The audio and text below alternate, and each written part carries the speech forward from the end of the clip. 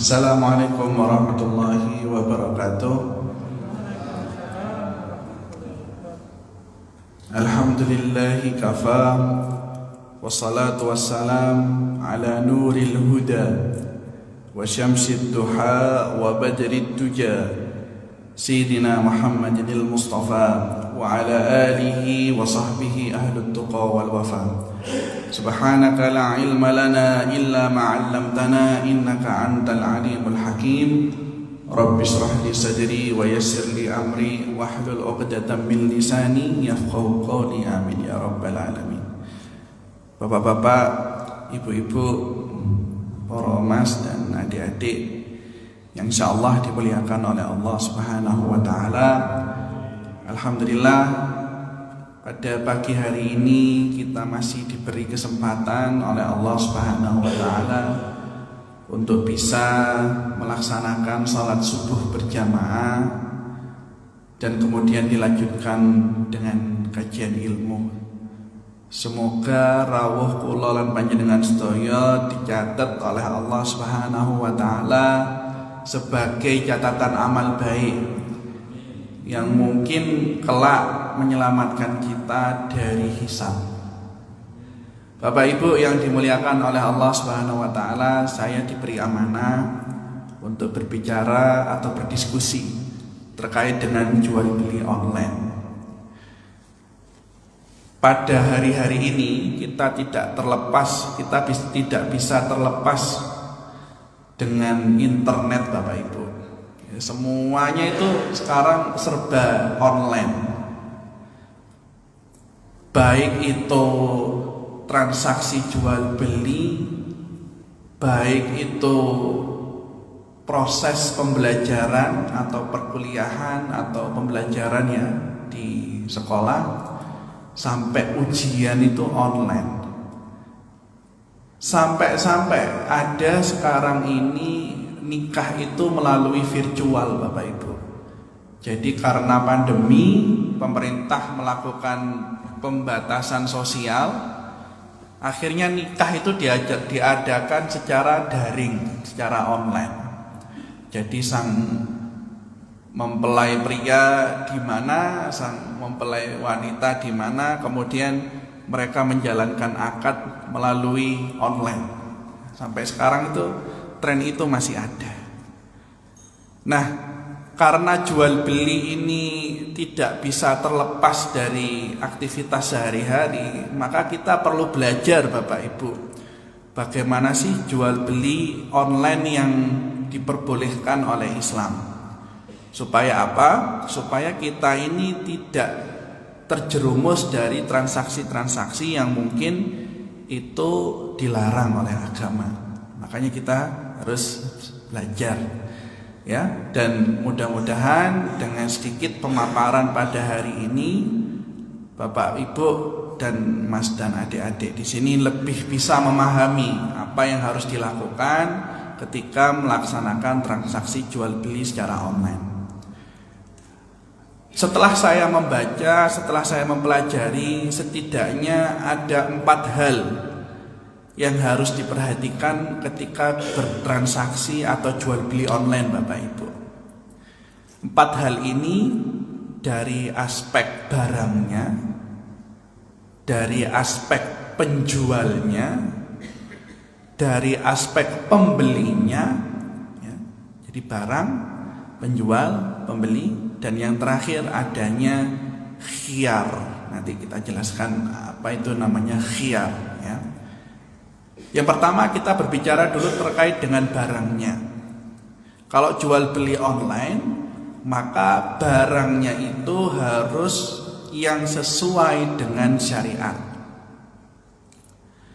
ya. Karena perdagangan atau jual beli online itu identik, ya, saya garis bawahi ya, identik dengan penyampaian barang yang tertunda. Maksudnya kalau kita beli online itu kadang-kadang tidak bisa barang itu sampai pada hari itu juga, ya. Karena kita beli online, kadang-kadang barangnya itu misalnya kita sudah bayar, tapi barangnya dikirimnya dalam jangka waktu 3 hari misalnya, karena mungkin produksinya di luar kota atau produksinya di luar pulau, sehingga memakan waktu untuk sampai kepada kita. Nah, karena penyerahan barangnya itu terkadang itu tidak bisa pada hari itu juga. Nah, ini perlu digarisbawahi di sini. Maka barang-barang yang sifatnya barang ribawi itu tidak bisa diperjualkan online. Nah, contohnya apa? Contohnya kita membeli emas, kita membeli perak, kita membeli perhiasan. Karena emas dan perak ini adalah barang ribawi, yang mana sesuai dengan perintah Rasul, sabda Rasul, itu harus yadan biyadin. Artinya penyerahannya itu harus tangan dan tangan gitu ya. Yadan biyadin, menerima pada hari itu juga, pada waktu itu juga. Ya. Dan mathlan bimithlin, ya, kalau teksnya hadis kan yadan biyadin mathlan bimithlin. Artinya kalau yadan biyadin itu penyerahannya langsung seketika itu juga, dan mathlan bimithlin itu kualitasnya itu harus sama. Misalnya 24 karat 10 gram harus ditukarkan dengan 24 karat 10 gram. Itu kalau misalnya pertukaran barang ribawi. Nah, karena barang ribawi ini tidak dapat ditangguhkan penyerahannya, ya, maka jual beli online untuk perhiasan, untuk emas, untuk perak, dan untuk pertukaran barang ribawi sejenis itu tidak diperbolehkan dalam agama. Bagaimana supaya dia bisa boleh? Ya, penyerahannya harus pada saat itu juga.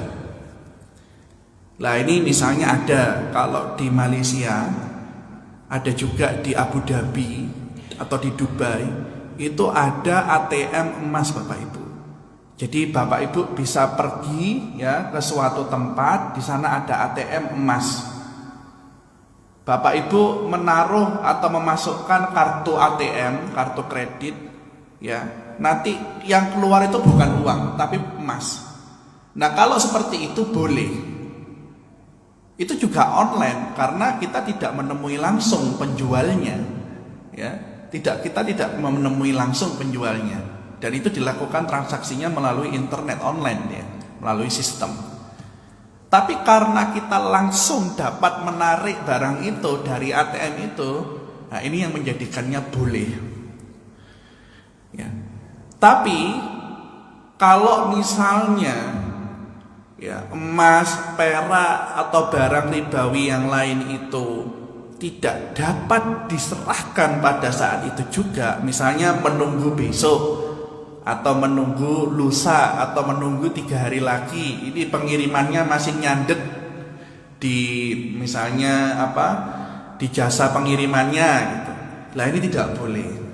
Jadi kalau barang ribawi itu penyerahannya harus yadan biyadin, ya, tangan kanan menyerahkan uang, tangan kiri, tangan yang lainnya menyerahkan menerima barangnya, ya, seketika itu juga, ya. Nah, itu berkaitan dengan barangnya. Dan lagi kalau misalnya barangnya itu harus misalnya kita ingin membeli emas, ya, kita ingin membeli perak, ada baiknya kita beli langsung di pasar. Nah, kenapa kok harus seketika itu penerimaannya? Karena harga emas itu bergejolak sangat cepat Bapak Ibu, ya. Jadi kalau misalnya beda 1 jam saja itu harganya sudah berbeda di pasar internasional itu. Jadi pergerakan harga emas itu sangat cepat. Nah, khawatirnya ketika jual beli emas, perak atau perhiasan yang lain itu penyerahannya ditunda, khawatirnya harganya itu sudah melampaui jauh baik itu bisa turun maupun bisa naik. Nah, kalau harganya fluktuasinya itu sudah terlampau jauh, otomatis ada pihak yang akan merasa dirugikan dan ada pihak yang akan diuntungkan. Nah, maka dari itu dalam Islam ketika kita ini bertransaksi barang-barang yang sifatnya barang ribawi tidak boleh ditunda. Itu aspek yang pertama, aspek barangnya. Nah, selain barang ribawi itu tidak apa-apa. Baju, kacamata, buku itu kan bukan termasuk barang ribawi. Jadi penyerahannya tidak harus pada saat itu juga. Itu tidak apa-apa. Jadi kalau misalnya anak bapak dan ibu di sini ada yang jualan baju, ada yang jualan sarung di online kan, itu tidak apa-apa. Karena bukan barang ribawi dan tidak diharuskan untuk penyerahannya saat itu juga. Nah, sekarang kita ke aspek yang kedua, yaitu aspek penjualnya. Kalau tadi kan aspek barangnya, sekarang aspek penjualnya. Kalau kita melakukan jual beli online, maka untuk penjualnya yang harus dipastikan adalah apakah penjualnya ini memiliki stok barang. Ya. Jadi ada model berjualan online yang tidak memerlukan stok Bapak Ibu. Nah, ini ada yang namanya reseller, ada yang namanya dropshipper. Saya bahas dulu yang reseller. Reseller ini saya bagaikan seorang agen. Misalnya saya ini ada sarung, saya agen dari perusahaan, salah satu perusahaan sarung di Jawa Timur, agen resmi. Saya ini resellernya. Ya, saya mengambil misalnya stok 100 kotak sarung gitu ya. Nanti saya jualkan online. Kalau misalnya si penjual memiliki stok barang dan dia berkuasa atas barang itu. Berkuasa itu maksudnya pripun? Berkuasa itu maksudnya dia bisa menyerahkan, mengirimkan, ya. Dia bisa menjual secara langsung. Itu tidak apa-apa. Ya. Tidak apa-apa. Jadi kita ini bagaikan agen, bagaikan wakil daripada perusahaan sarung. Ketika ada order, ketika ada pesanan, kita langsung mengirimkan sarung tersebut. Ya, melalui kurir jasa pengiriman. Enggak apa-apa. Nah, yang menjadi masalah atau yang menjadi perhatian itu ketika si penjual itu tidak memiliki stok barang. Nah, ini yang harus hati-hati. Ya. Ada, kalau tadi kan reseller, ada yang namanya dropshipper, Bapak Ibu. Dropshipper itu adalah orang yang berjualan, dia tidak memiliki stok barang. Yang dia miliki hanya foto-foto, hanya video, hanya deskripsi produk. Misalnya sarung, mereknya Atlas, warnanya merah, ya, modelnya adalah motifnya adalah motif Jawa misalnya gitu ya. Dia nggak punya barangnya, yang dia punya hanya apa? Hanya foto, ya. Kemudian deskripsi barang, informasi terkait produk tersebut. Nah, ulama berbeda pandangan di sini karena dia tidak memiliki barang. Ada yang beberapa ulama itu ada yang mengharamkan proses dropshipping ini. Karena apa? Karena dia menjual barang yang sejatinya belum menjadi miliknya, yang sejatinya dia tidak berkuasa atas barang tersebut. Ya. Ini ada pandangan ulama yang tidak membolehkan praktek ini. Tapi ada ulama yang membolehkan dengan beberapa ketentuan. Nah, ini yang menarik. Ketentuan yang pertama, ketika Bapak Ibu adalah seorang dropshipper, ya, Bapak Ibu harus menjadi atau memiliki persetujuan dengan supplier. Ya, Bapak Ibu itu harus memiliki kerjasama lah antara supplier. Ya, kerjasama antara supplier sehingga nanti ketika ada pesanan, Bapak Ibu bisa langsung menghubungi supplier tersebut. Saya pesan, ini ada pesanan masuk, tolong ini dikirimkan ke sini ya. Nah, itu nggak apa-apa. Jadi walaupun Bapak tidak punya barangnya, tapi Bapak punya kenalan yang itu bekerja sama dengan Bapak, seorang supplier, ya. Dan supplier ini dia memiliki kemampuan ya untuk langsung mengirimkan, memproduksi dan lain sebagainya, nggak apa-apa. Itu tidak apa-apa, ya. Jadi akadnya itu nanti adalah bai'us salam. Salam itu artinya pesanan. Ya, bai'us salam, akadnya bai'us salam. Nah, si penjual ini, si dropshipper ini, ya, dia menerima pesanan, kemudian dia mencarikan barang tersebut. Suppliernya bisa banyak. Biasanya seorang dropshipper ini tidak hanya memiliki satu supplier, bisa saja 10 supplier. Telepon supplier pertama, ini ada pesanan, bisa kirim. Oh, barangnya kosong, telepon supplier yang kedua, telepon supplier yang ketiga, sampai bisa memastikan ada barang dan langsung dikirim. Nah, kalau modelnya seperti ini, maka transaksinya harus tunai di depan, tidak boleh dicicil, Bapak Ibu. Ya, harus tunai di depan, tidak boleh dicicil. Itu yang paling aman.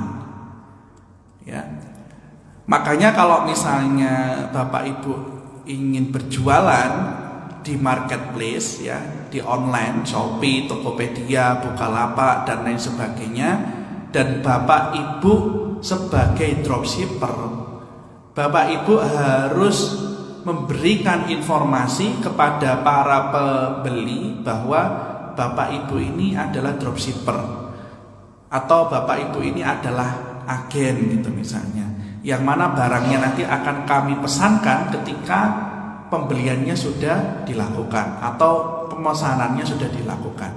Dan itu tunai, Bapak Ibu, tidak boleh dikredit, tidak boleh ditangguhkan, ya. Nah, itu kalau misalnya penjualnya adalah seorang dropshipper. Nah, kemudian selain dia itu tidak boleh dicicil, ya, barang yang dijual belikan oleh seorang dropshipper itu tidak boleh barang yang unik atau tertentu. Barang yang diperjualbelikan dengan metode dropshipping atau dropshipper ini harus barang yang bisa ditemukan di pasaran. Misalnya ada barang unik, misalnya gini, saya menjual kurma jenis sukari dari kebun Pak siapa gitu, misalnya dari kebun Pak Muhammad.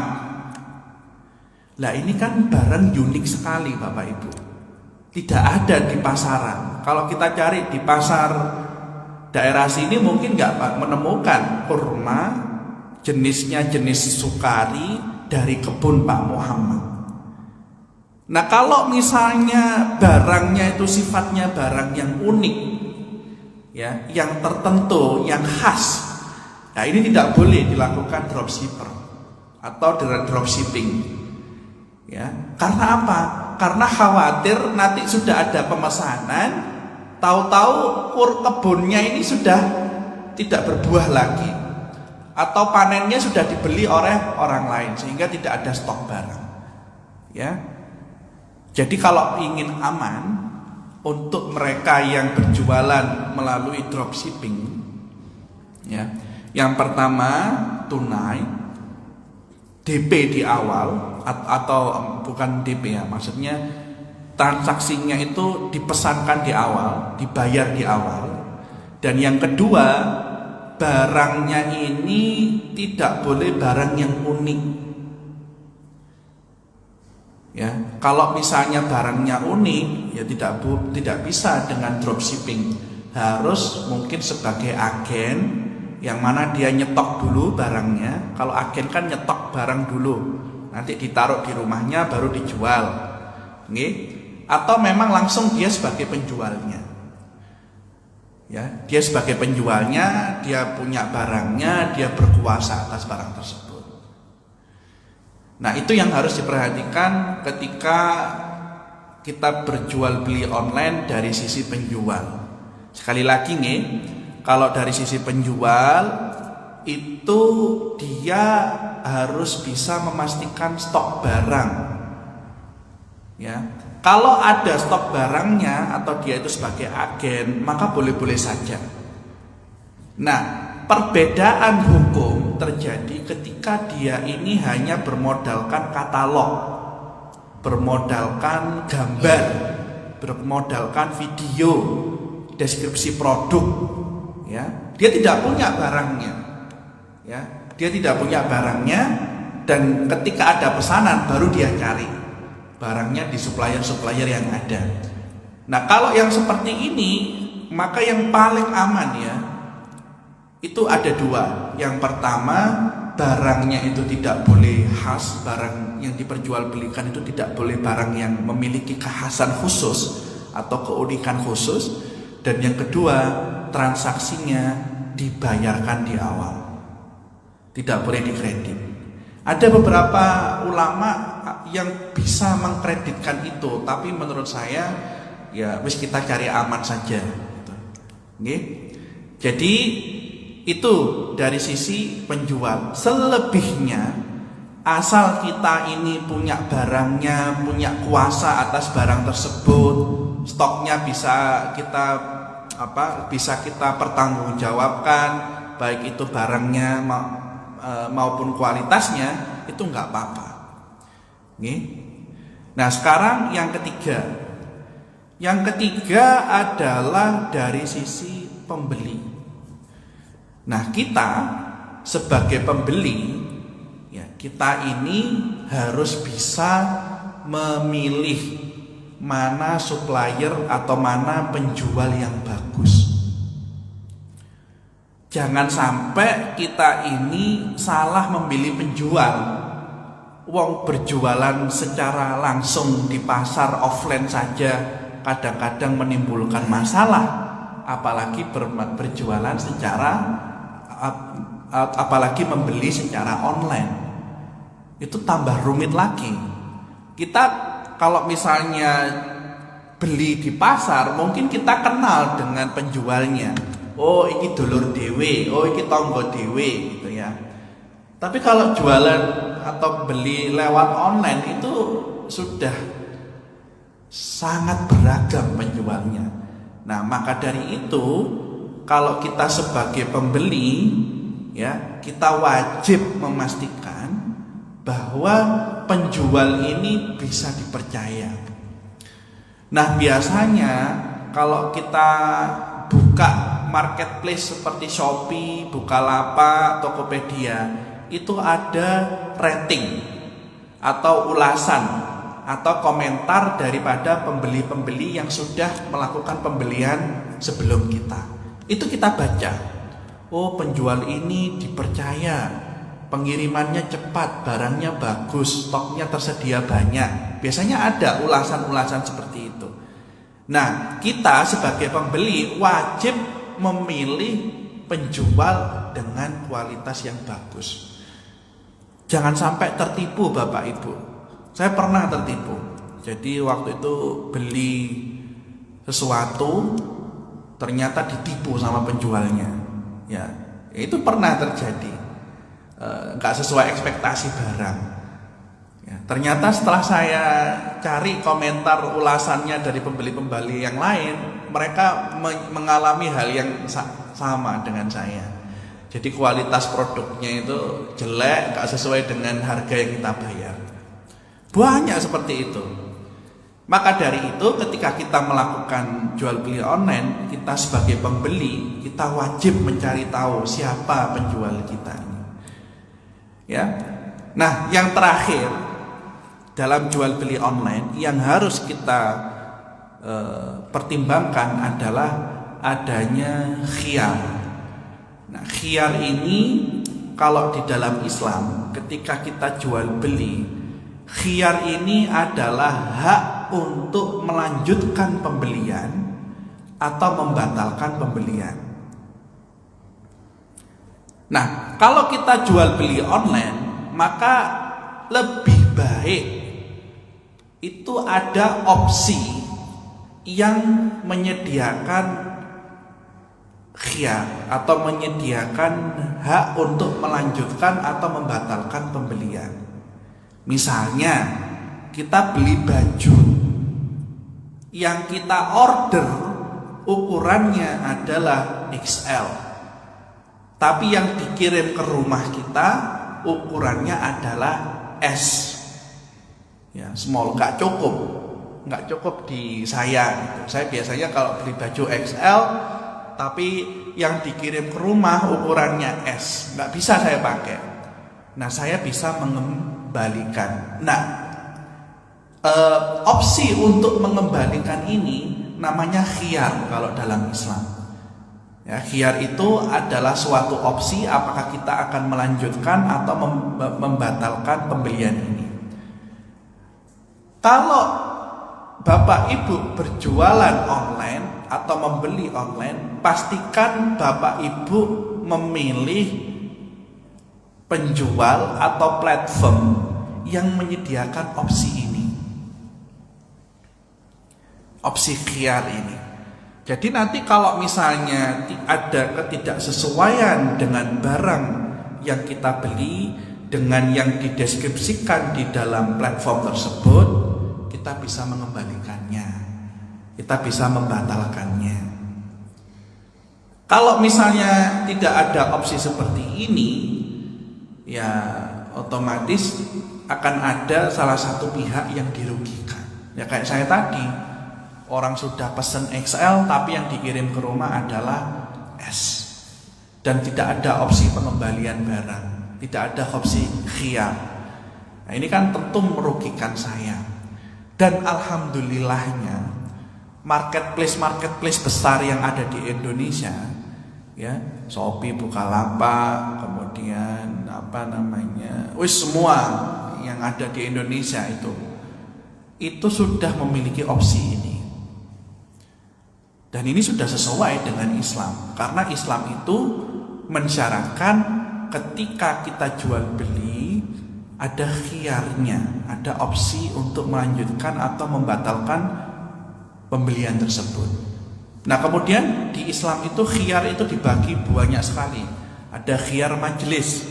Khiyar majlis itu kesepakatan untuk meneruskan atau membatalkan pembelian itu dilakukan ketika di majlis itu, atau ketika bertatapan muka, atau ketika proses transaksi. Kalau dilihat proses transaksi ternyata barangnya tidak sesuai, langsung kita batalkan, itu tidak apa-apa. Ada lagi khiyar syarat, khiyar dengan syarat-syarat tertentu. Misalnya kalau barangnya itu punya kerusakan, punya aib, tidak sesuai dengan pesanan dan lain sebagainya, kita bisa membatalkan pembelian tersebut. Itu namanya khiyar syarat. Ya, khiyar dengan syarat tertentu. Misalnya ada aib atau salah memasukkan barang dan lain sebagainya. Ya, jadi itu Bapak Ibu secara singkat jual beli online, ya, yang mungkin bisa saya simpulkan ada 4 aspek yang harus kita perhatikan ketika kita berjual beli online. Yang pertama dari sisi barang, barangnya tidak boleh barang ribawi, ya. Tidak boleh barang yang disebutkan dalam hadis Rasul itu barang ribawi seperti emas, perak, kemudian makanan-makanan pokok, bahan-bahan pokok, ya, seperti kurma, kemudian garam, gandum dan lain sebagainya. Kalaupun kita ingin berjualan barang ribawi, kita harus bisa memastikan langsung diterima oleh pembelinya. Kalau misalnya ada penundaan, ya, penundaan transaksi atau serah terimanya itu ditunda, ada jeda, nah ini yang tidak membolehkan. Dan biasanya jual beli online itu memakan waktu, tidak bisa saat itu juga diterima, harus ada proses pengiriman, packing dan lain sebagainya. Ya, itu dari barangnya. Kalau dari pembelinya, ya itu tadi kita harus memastikan bahwa penjualnya ini adalah penjual yang bagus, ratingnya bagus, ulasan terkait penjual tersebut bagus, ya. Track recordnya bagus, itu wajib kita lakukan. Jangan sampai kita tertipu, ya. Jangan sampai kita tertipu. Kalau dari penjualnya, maka yang harus diperhatikan adalah apakah dia memiliki stok barang atau tidak. Kalau dia memiliki stok barang dan dia berkuasa atas barang tersebut, itu tidak apa-apa. Misalnya saya punya stok 100 kotak sarung, ya sudah, karena saya memiliki kuasa, saya bisa menjualkannya secara online. Yang menjadi perdebatan, yang menjadi permasalahan ketika seseorang itu adalah dropshipper. Dia tidak memiliki stok barang, tapi dia menjualkan barang. Nah, bagaimana ini bisa dilakukan secara online? Ya, yang pertama dia harus bisa memastikan bahwa dia sanggup untuk menjual produk tersebut. Ya, dia bisa memastikan dia memiliki kesanggupan untuk bisa menyediakan barang tersebut. Kemudian tidak boleh transaksinya itu dilakukan secara kredit, ya, pembayarannya dilakukan di awal. Yang terakhir, barangnya itu tidak boleh barang yang unik atau memiliki kekhasan khusus. Nah, kalau barangnya itu unik, punya khas tertentu, nah ini yang repot. Khawatirnya nanti ketika sudah tidak ada produknya, si penjual ini nanti kebingungan. Nah, ini yang tidak boleh di dalam Islam. Nah, yang terakhir adanya opsi khiyar, ya, opsi pengembalian barang ketika barang itu tidak sesuai dengan pesanan. Ya, jadi kalau misalnya ada opsi khiyar, ini nanti akan mengamankan kedua belah pihak. Ya, si pembeli tidak akan rugi kalau tidak sesuai dengan pemesanan, dan si penjual pun namanya akan terjaga. Karena apa? Karena dia bisa memperbaiki kesalahannya. Misalnya tadi saya pesan baju XL, tapi yang dikirim ke rumah ukurannya S. Saya kembalikan kepada penjualnya. Ini ukurannya S, tapi pesanan saya XL loh ya, yang saya pesan. Oh iya Pak, mohon maaf, ini saya kirim yang XL. Nama penjualnya kan terjaga dia, karena dia bisa bertanggung jawab atas pesanan yang telah dilakukan. Ya, mungkin itu ya 4 hal yang bisa kita pegang, yang bisa kita pelajari bersama. Mudah-mudahan kita semua bisa terselamatkan ketika kita melakukan jual beli online. Monggo kita buka sesi tanya jawab ya. Barangkali ada dari Bapak Ibu, Mas dan Adik ingin bertanya, saya persilahkan. Oh iya, Bapak.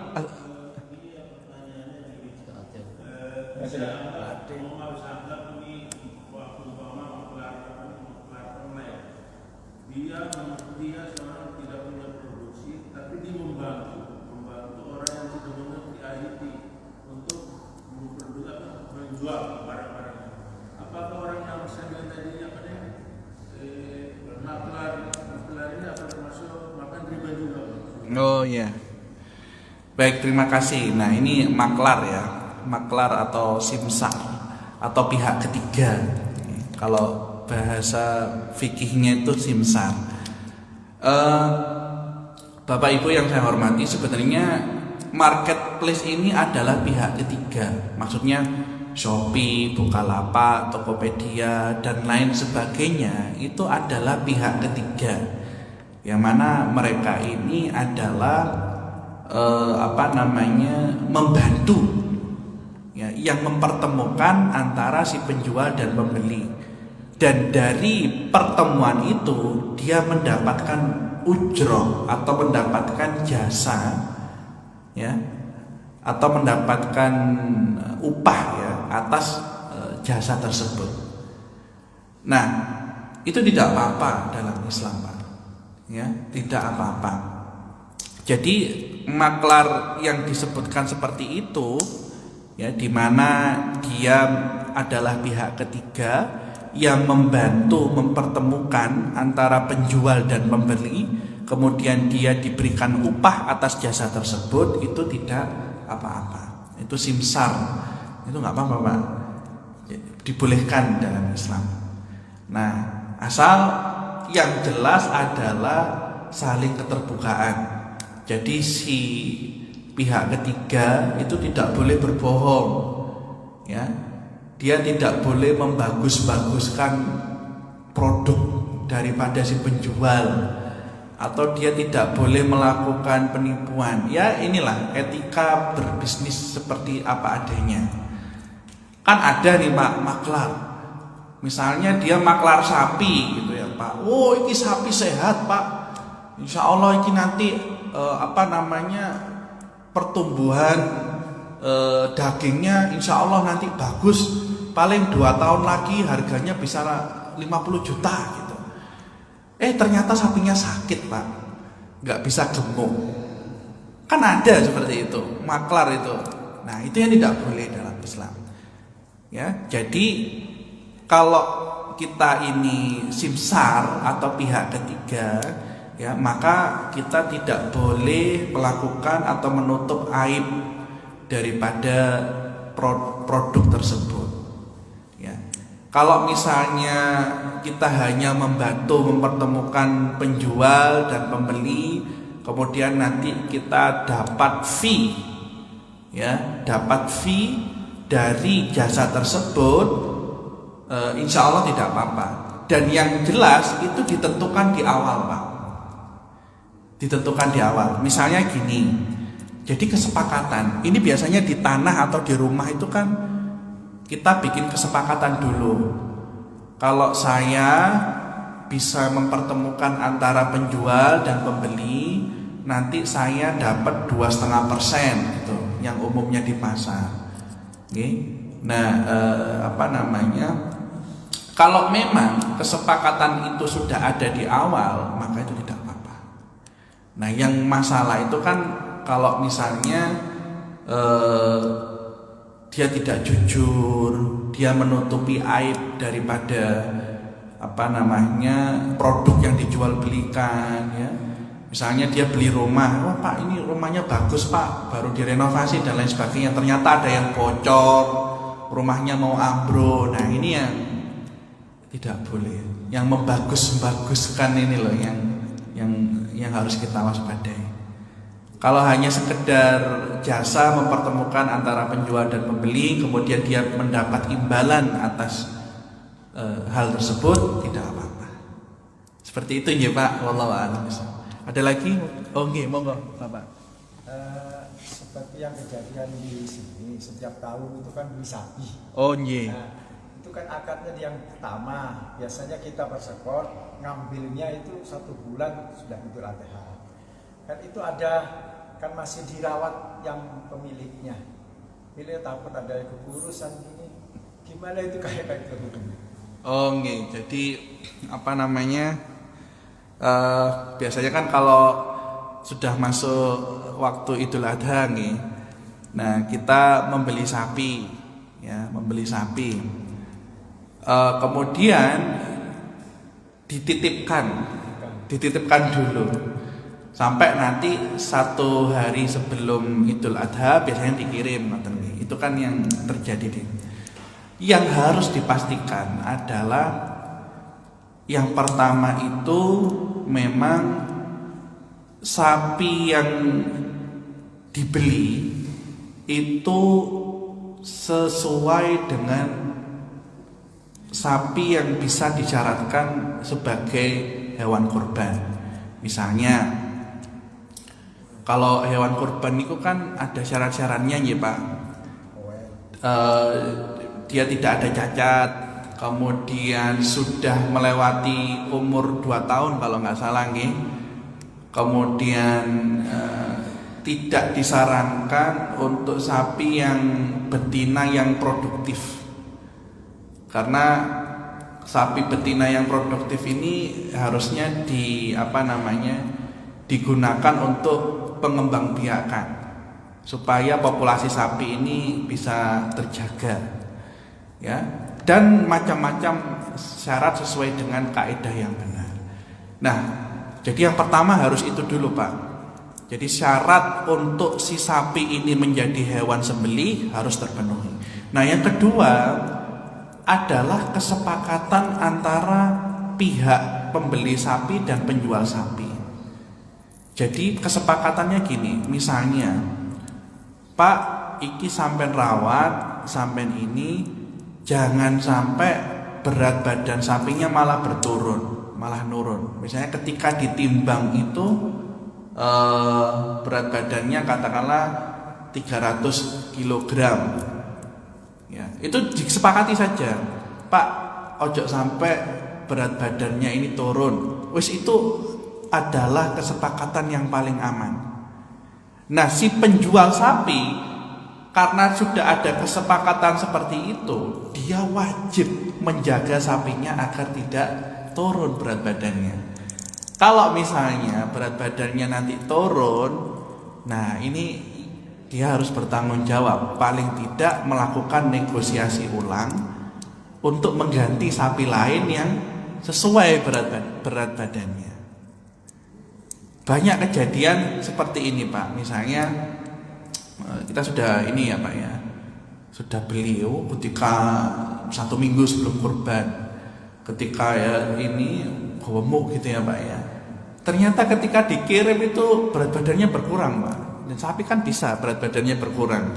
Nah ini yang tidak boleh. Makanya kalau kita sebagai pembeli ini harus jelas kesepakatannya. Apa yang diminta, tolong dijaga berat badannya jangan sampai turun. Kalau sudah ada kesepakatan maka penjual wajib untuk melaksanakannya. Dan juga sapi itu biasanya ketika tiba di sini itu harus dicek Pak. Misalnya ini ada cacat apa enggak? Ada Pak, sapi itu ketika proses pengiriman tahu-tahu sapinya kakinya pincang. Ya. Karena apa? Karena si penjual sapi dia gagal untuk menurunkan sapinya. Sapinya kepleset akhirnya pincang. Nah itu ada beberapa pendapat yang sudah tidak diperbolehkan. Wong sapinya sakit kok dikurbankan, sapinya pincang kok dikurbankan. Itu bukan kurban lagi namanya, tapi sedekah. Sampai seperti itunya. Jadi ketika kita, apalagi kan hewan kurban ini kan hewan yang istimewa ya Pak ya. Maksudnya ini kan diperuntukkan untuk persembahan kita kepada Allah. Nah ini harus kita jaga baik-baik. Ya, kualitasnya, syaratnya untuk menjadi hewan sembelihan itu harus terjaga.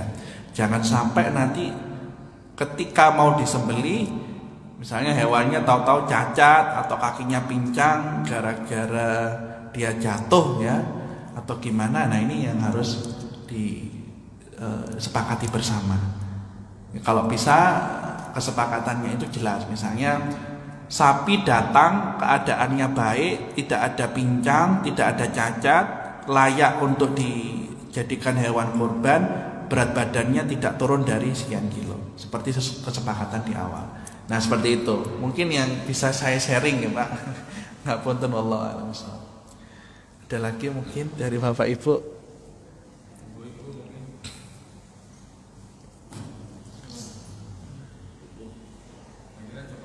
Nggih, ini sudah masuk waktu.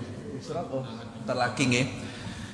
Jadi jual beli niki sangat banyak Pak ilmunya ya. Jadi ya saya hanya sekilas saja kita berdiskusi terkait dengan jual beli online. Intinya adalah jangan sampai kita ini menipu orang lain, jangan sampai kita ini tertipu. Ya, karena jual beli online ini resikonya sangat tinggi. Wong saya aja pernah ketipu kok. Ya, beli sesuatu ya ternyata tidak sesuai dengan ekspektasi. Nah, ini tentu merugikan saya sebagai pembeli. Berkaitan dengan barang ribawi tidak boleh ya. Walaupun mungkin ada beberapa yang menyatakan oh ini boleh, ini enggak, di situ barang ribawi selama dia penyerahannya tidak dilakukan dalam waktu itu juga, dalam seketika itu juga, nah itu diharamkan. Yang boleh adalah ketika kita beli langsung dapat emasnya, kayak ATM emas yang ada di Malaysia, yang ada di Abu Dhabi, yang ada di Dubai itu ada Pak. Jadi ATM kita masukkan kartu kredit, kita masukkan kartu debit, langsung keluar emasnya. Nah itu yang diperboleh. Kalau misalnya kita berjualan barang ribawi tidak kontan ya, atau dicicil, itu juga tidak boleh. Jadi harus tunai, harus kontan ya, dan penyerahannya harus dilakukan saat itu juga. Mungkin itu yang bisa saya sampaikan. Kurang dan lebihnya saya mohon maaf. Mari kita akhiri ya kajian ilmu ini dengan membaca doa kafaratul majelis. Alhamdulillahirabbil alamin, subhanakallahumma wa bihamdika asyhadu an la ilaha illa anta astaghfiruka wa atubu ilaik. Terima kasih. Sekali lagi saya ucapkan mohon maaf bila ada salah dan kurangnya. Wassalamualaikum warahmatullahi wabarakatuh.